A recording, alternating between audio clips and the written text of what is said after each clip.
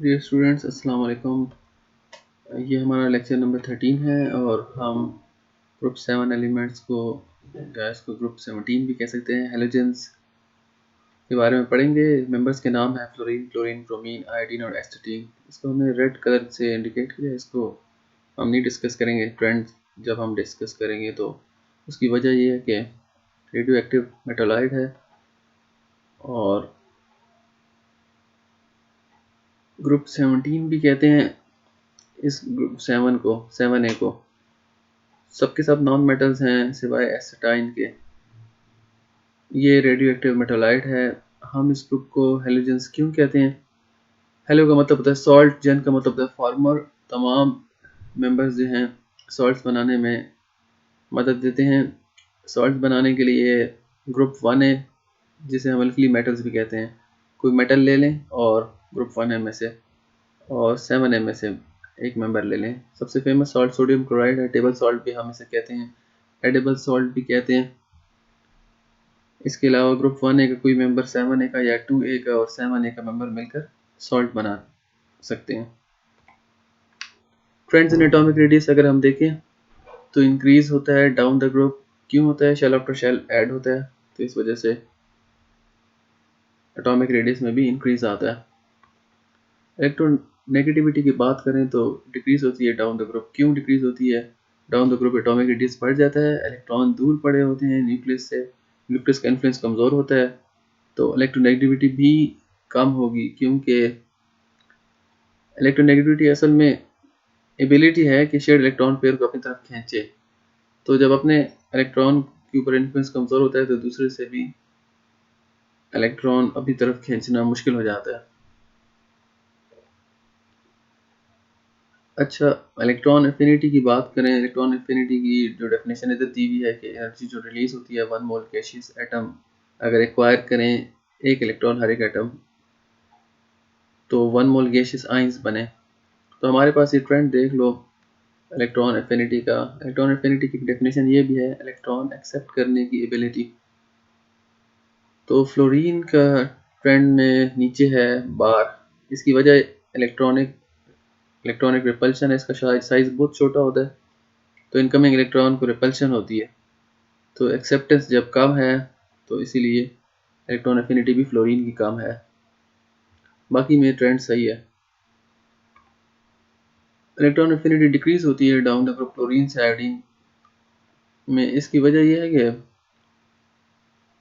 उसमें regular trend है। Down the group जब हम जाते हैं रेडियस में इजाफा हो रहा है तो इलेक्ट्रॉन दूर होता जा रहा है। लेकिन फ्लोरीन में अगर देखें तो कंपैरेटिव टू क्लोरीन उसका साइज स्मॉल है, इलेक्ट्रॉन इलेक्ट्रॉन रिपल्शन है। तो हमारे पास क्लोरीन ही की सबसे हाईएस्ट इलेक्ट्रॉन एफिनिटी है। मेल्टिंग बॉइलिंग पॉइंट में रेगुलर इंक्रीज है और ये इंक्रीज हमें ये भी बताता है कि डाउन द ग्रुप जो हम जा रहे हैं तो अट्रैक्टिव फोर्सेस बढ़ रही हैं। इसीलिए पहले दो मेंबर देखो तो गैसेस हैं, फिर ब्रोमीन लिक्विड है और आयोडीन सॉलिड है। बॉन्ड एंथैल्पीज की बात करें, हम बॉन्ड एनर्जी से बॉन्ड स्ट्रेंथ की बात कर रहे हैं। अगर हम देखें तो जो हीट रिक्वायर्ड होती है 1 मोल कोवलेंट बॉन्ड को ब्रेक करने के लिए, तो जो भी हीट रिक्वायर्ड होगी बॉन्ड ब्रेक हो जाए, इंडिविजुअल एटम्स हमारे पास आ जाएं, लेकिन ओरिजिनल सब्सटेंस हमने गैसियस स्टेट में लेना है। ठीक है, 1 मोल क्लोरीन गैस है, इसे 2 मोल क्लोरीन एटम्स गैसियस स्टेट में हमारे पास तैयार हों, तो इसके लिए जो एनर्जी दरकार होगी इस बॉन्ड को ब्रेक करने के लिए, ठीक है, तो वो बॉन्ड एनर्जी है। इस तरह ब्रोमीन के लिए, ब्रोमीन गैसियस है, हमने ब्रोमीन एटम्स बनाने हैं, तो जो एनर्जी होगी वो बॉन्ड एनर्जी कहलाएगी। अब ज़रा देख लें हमारे पास यहाँ पे देखो फ्लोरीन का बार नीचे है। इसकी वजह क्या है? फ्लोरीन एटम्स अगर F2 है तो इसके जो इलेक्ट्रॉन्स होते हैं वो आपस में रिपल्शन कॉज करते हैं। देखें इसमें बॉन्ड लेंथ जो है बहुत कम है, तो इलेक्ट्रॉन्स करीब हैं, तो उसमें रिपल्शन, इंटरनल रिपल्शन मौजूद है। तो थोड़ी सी एनर्जी भी मिले तो ये ब्रेक हो जाएगा, इसलिए बॉन्ड एंथैल्पी इसकी कम है। बाकी में ट्रेंड सही है, रेगुलर ट्रेंड है, एटम का साइज बड़ा होता जाता है। ठीक है, बॉन्ड लेंथ बढ़ जाती है तो इजीली ब्रेक करना होता है। बॉन्ड एंथैल्पी अगर हाइड्रोजन हैलाइड के केस में देखें तो फिर ये सिचुएशन नहीं है, फिर हमारे पास रेगुलर ट्रेंड है। उसकी वजह ये कि जो हाइड्रोजन एटम होता है दो मेंबर्स हैं, एक H और X, तो हाइड्रोजन एटम के पास तो कोई इलेक्ट्रॉन पेयर नहीं है जो रिपल्शन कॉज करे। अच्छा, ग्रुप 17 में मोस्ट रिएक्टिव फ्लोरीन है, ठीक है।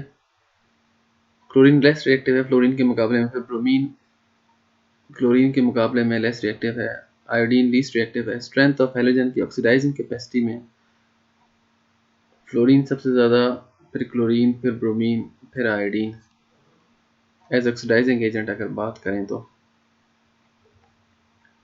डिस्प्लेसमेंट रिएक्शन अगर देखें तो जो मोर रिएक्टिव होता है और लेस रिएक्टिव को उसके कंपाउंड में से सॉल्ट से जुदा कर लेते हैं।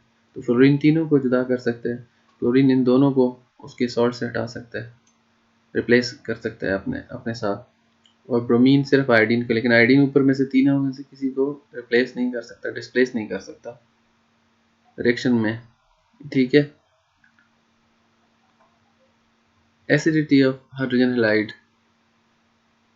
अगर हम देखें गैसियस स्टेट में तो कोवेलेंट होते हैं। अगर हम पानी में डाल दें इसको तो H आइन, एसिड H आइन दे देता है, तो हाइड्रोक्सोनियम आइन H3O प्लस होना चाहिए यहाँ पे, तो ये जनरेट करते हैं। अब हैलाइड आइंस जो हैं अगर इनकी रिड्यूसिंग एजेंट के तौर पे लिया जाए तो स्ट्रेंथ एबिलिटी इनकी क्या होगी। क्लोरीन तो अगर हम देखें तो ये नहीं करता, ब्रोमाइड आइन से शुरू हो जाते हैं हम। अगर सोडियम क्लोराइड साल्ट है और सल्फ्यूरिक एसिड के साथ ट्रीट कर रहे हैं, HCl गैस बनती है, तो हमें पता चलता है कि क्लोराइड आइन जो है इसने नहीं रिडक्शन कॉज की। अगर ब्रोमाइड आइन को देखें तो कंसंट्रेटेड सल्फ्यूरिक एसिड को रिड्यूस करता है, खुद क्या हो जाता है, ऑक्सीडाइज हो जाता है और ब्रोमीन मॉलिक्यूलर बन जाता है। ये आपके सामने है, ब्रोमाइड आइन जो है ब्रोमीन मॉलिक्यूल बनेगा और H2SO4 को रिड्यूस करेगा, SO2 और वाटर जनरेट करेगा। अच्छा, बेसिकली ऑक्सीडेशन स्टेट में चेंजेस आ रही हैं यहाँ पर क्या सल्फर की स्टेट है और नेक्स्ट आगे गया है। तो सल्फ्यूरिक, इनका ओवरऑल रिएक्शन अगर देखें तो सल्फ्यूरिक एसिड जो कि H आइन प्रोड्यूस करता है, ब्रोमाइड आइन इसको इलेक्ट्रॉन देता है ब्रोमीन मॉलिक्यूल में और सल्फर डाइऑक्साइड जनरेट होता है, तो यहाँ पे रिडक्शन हुई है। अगर हम आयोडीन की बात करें तो आयोडीन ज़्यादा स्ट्रॉन्गर रिड्यूसिंग एजेंट है ब्रोमाइड आइन के मुकाबले में, तो ये मल्टीपल स्टेजेस में जो है ना अपना काम कर रहा है। सबसे पहले सल्फ्यूरिक एसिड के सल्फर डाइऑक्साइड में तो सल्फर की एक्सप्रेशन +4 है, उसके बाद दोबारा उसको एलिमेंटल सल्फर में ज़ीरो स्टेट में, फिर उसके बाद H2S बनाकर तो -2 में ले जाता है, तो खुद से तो I2 मॉलिक्यूल जनरेट करना है इसने, मॉलिक्यूलर आयोडीन बनेगा। सल्फ्यूरिक एसिड को इलेक्ट्रॉन मिलेंगे, वो इलेक्ट्रॉन H2S में गैस क्रिएट करेंगे, ठीक है। तो अगर दोनों हाफ रिएक्शंस को कंबाइन करें तो 8 H आइन 8 आयोडाइड आइन, तो 4 आयोडीन मॉलिक्यूल बनेंगे, H2S बनेगा, तो ज़बरदस्त रिड्यूसिंग एजेंट है, ब्रोमीन के मुकाबले में ज़्यादा बेहतर। अगर हम एक्सप्लेन करें ट्रेंड हैलाइड आइन जो कि रिड्यूसिंग एजेंट के तौर पे काम करता है, तो हमारे पास ये ट्रेंड किस तरह, जितना बड़ा हैलाइड आइन होगा उतना ही इलेक्ट्रॉन दूर है तो इजीली लॉस हो सकता है, तो जल्दी प्रोवाइड हो जाता है। स्क्रीनिंग इफेक्ट भी है, शील्डिंग इफेक्ट भी है। तो फ्लोरीन कम से कम, फिर क्लोरीन, फिर ब्रोमीन, फिर आयोडाइड आइन सबसे बेस्ट हमारे पास रिड्यूसिंग एक्शन कॉज करेगा, ठीक है। यानी इलेक्ट्रॉन प्रोवाइड करेगा, खुद से ऑक्सीडाइज हो जाएगा, जिसके साथ टकराएगा उसको रिड्यूस कर रहा है, ठीक है। तो यहाँ पर हमारा लेक्चर ख़त्म होता है।